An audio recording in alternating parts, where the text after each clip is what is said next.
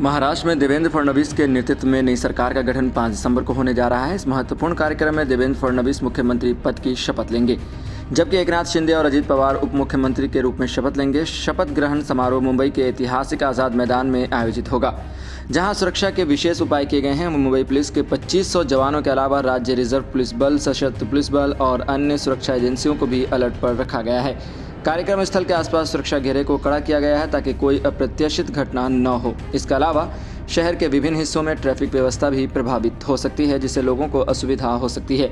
एकनाथ शिंदे, जो कि शिवसेना के वरिष्ठ नेता और महाराष्ट्र के प्रमुख राजनीतिक चेहरे हैं, मंगलवार को अपनी तबीयत खराब होने के कारण एक निजी अस्पताल गए थे। डॉक्टरों के अनुसार उन्हें गले में खराश, बुखार और संक्रमण के कारण कमजोरी महसूस हो रही थी। इन लक्षणों के चलते शिंदे ने चिकित्सकीय जाँच करवाई, जिसमें MRI स्कैन भी शामिल था। हालांकि उनके स्वास्थ्य को लेकर चिंताएं बढ़ी थी, लेकिन उनके सहयोगियों ने जल्द ही स्पष्ट किया कि उनका स्वास्थ्य ठीक है और वह केवल सावधानी बरतने के लिए अस्पताल गए थे।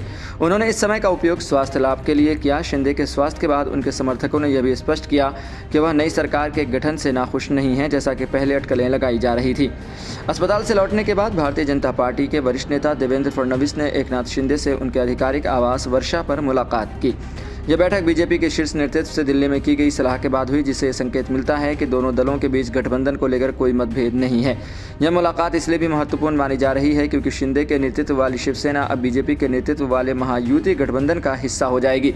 महायुति गठबंधन का उद्देश्य राज्य में विकास, सुशासन और सामाजिक कल्याण की योजनाओं को लागू करना है।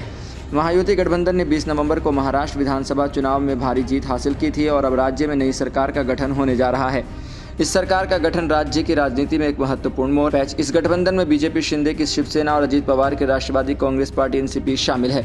सरकार के गठन के बाद यह नई सरकार किसानों, बेरोजगारों, महिलाओं और समाज के अन्य पिछड़े वर्गों के कल्याण के लिए कई योजनाओं का ऐलान करने की संभावना है।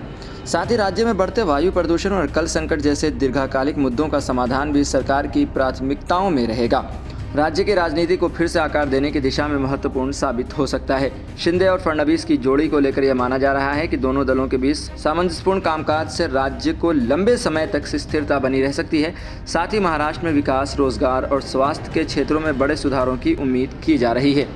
शिंदे और फडणवीस के गठबंधन को लेकर राज्य में राजनीतिक हलकों में काफ़ी चर्चा हो रही है। ये देखा जाएगा कि इस नई सरकार के गठन के बाद दोनों दलों के बीच किस तरह की साझेदारी विकसित होती है और राज्य में कौन सी नई नीतियां और योजनाएं लागू होती हैं। फिलहाल देवेंद्र फडणवीस के नाम पर मुहर लग गई है और 5 दिसंबर को देवेंद्र फडणवीस महाराष्ट्र के नए मुख्यमंत्री बन जाएंगे।